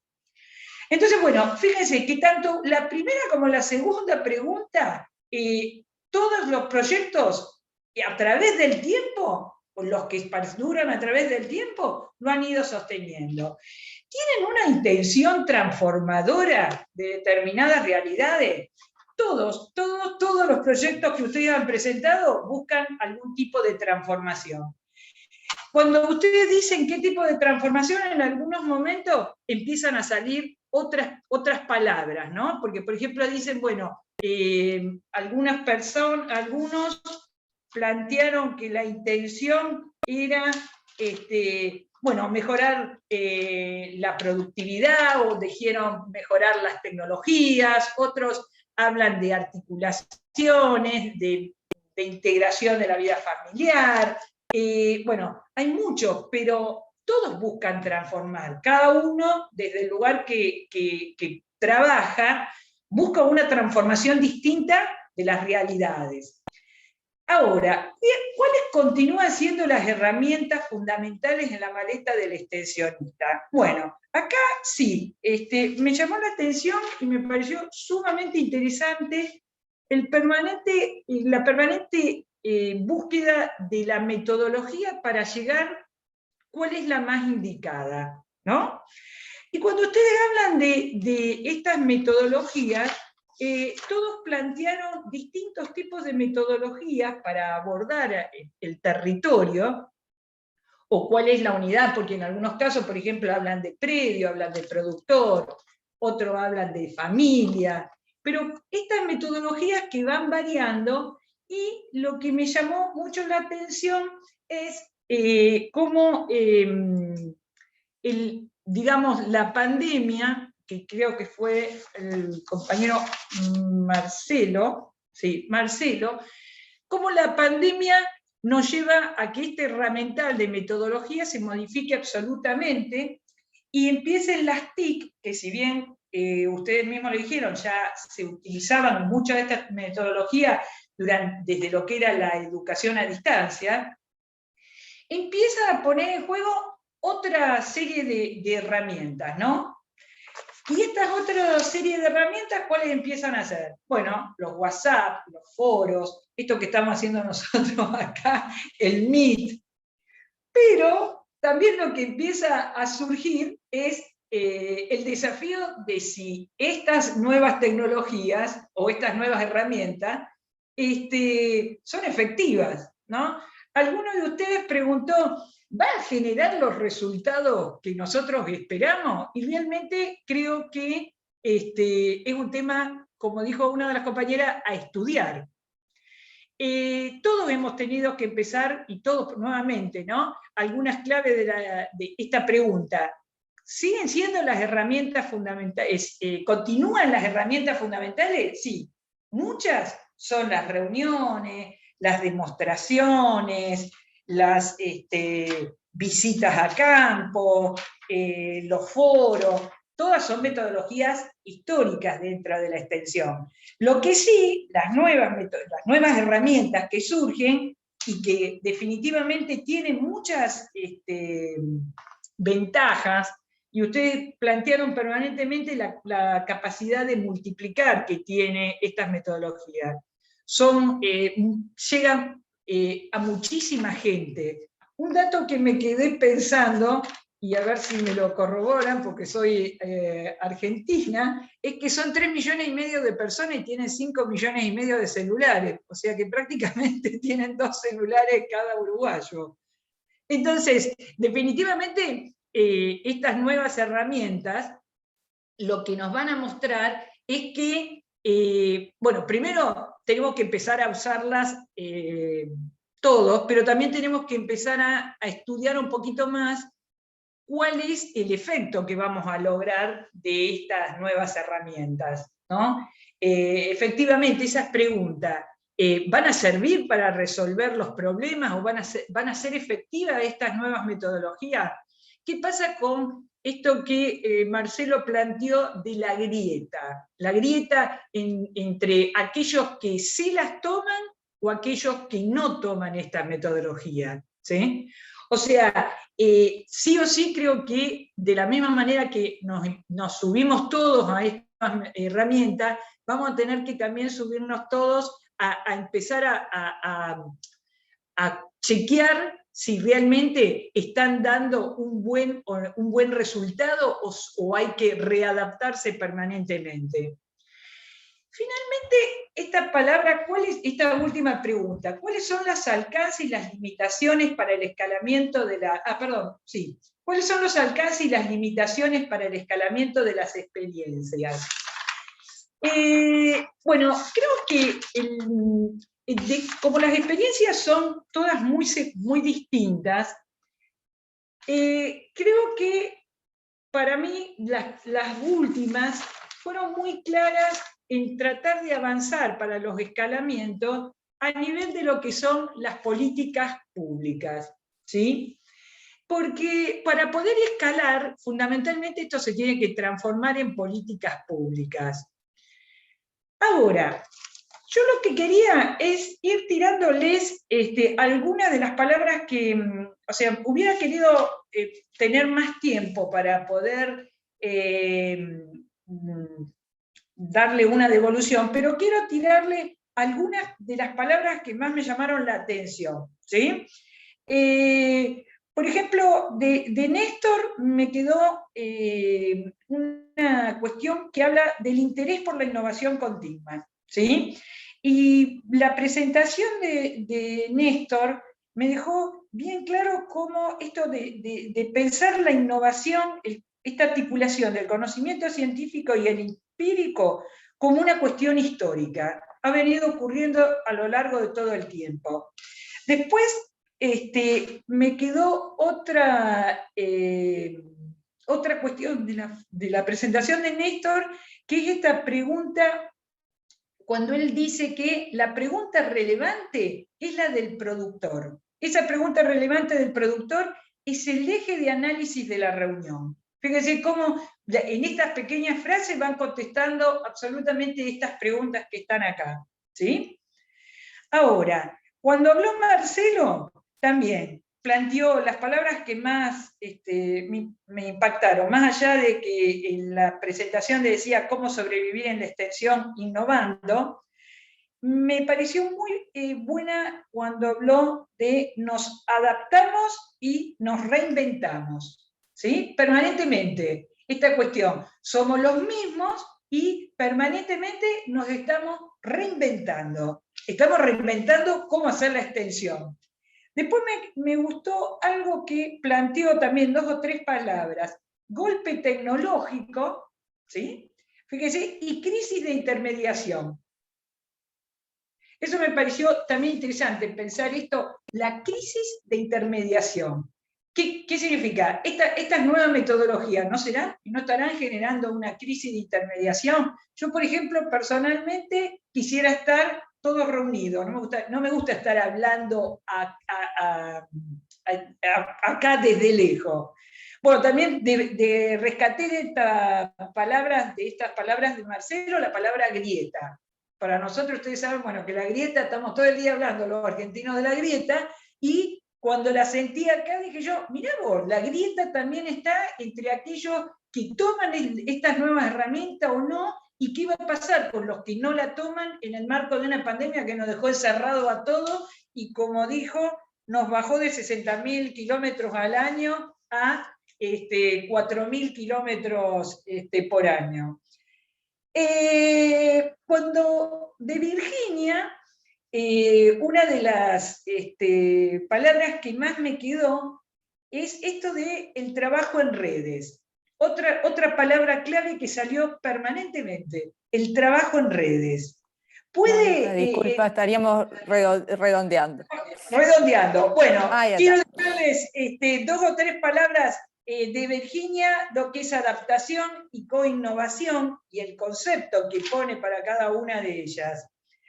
De María Eugenia, las palabras que más me quedaron rescatadas es quien incorpora, bueno, bien la palabra de territorio, lo que habla de enfoque de sistema, reflexiones de aprendizajes a distintos niveles, y finalmente creo que Jorge, bueno, Jorge fue uno de los que más rescaté es cuando habla del trabajo permanente de un ministerio, ¿sí? Con lo que implica el trabajo de los ministerios, concretamente habla de una transformación en sí en el trabajo, en forma permanente. Bueno,